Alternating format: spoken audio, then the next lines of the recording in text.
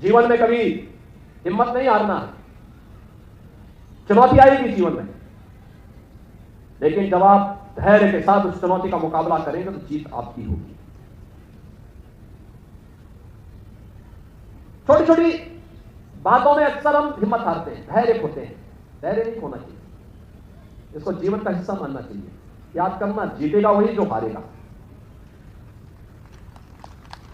हार से कभी भी पलायन नहीं करना है, हमेशा फिर से उसमें सुधार करना है, और ये सुधार हमें आगे बढ़ने के लिए एक नया मंच देगा। ढेर सारे परिवर्तन हो रहे हैं आज की नई तकनीकी युग में। हम अपने आप को उससे दूर नहीं कर सकते। हमें नई तकनीक अपनानी है, लेकिन हम तकनीक का वाहक बने, तकनीक हमें अपने वाहक के रूप में उपयोग न करें।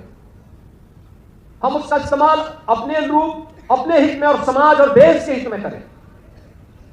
आर्टिफिशियल इंटेलिजेंस एक नए युग में आज दुनिया को ले जा रही है। दुनिया को बहुत फास्ट उसने किया है, बहुत फास्ट किया है। इस कार्य को पहले करने में आपको घंटों लगते थे, अब कुछ ही चंद मिनटों का वो कार्य हो गया। इस गति के साथ अपने आप को तैयार करना, अपडेट करना। इंटरनेट ऑफ थिंग्स, जीपीटी, ये आपको एक नए युग में प्रवेश करवा रही है। ड्रोन टेक्नोलॉजी के बारे में आपकी जानकारी होनी चाहिए।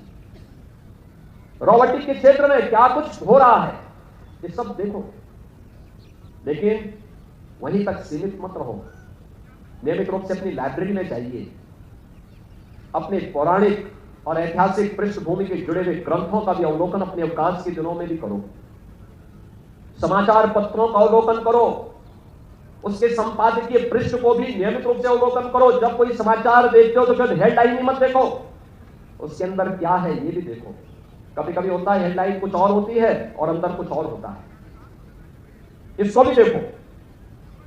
ये नियमित दिनचर्या का हिस्सा हमारा होना चाहिए, और जितनी भी अच्छी जानकारी ले सकते हो उसको अपनी जानकारी में लाने का और सीखने का एक जज्बा हमारे मन में होना चाहिए।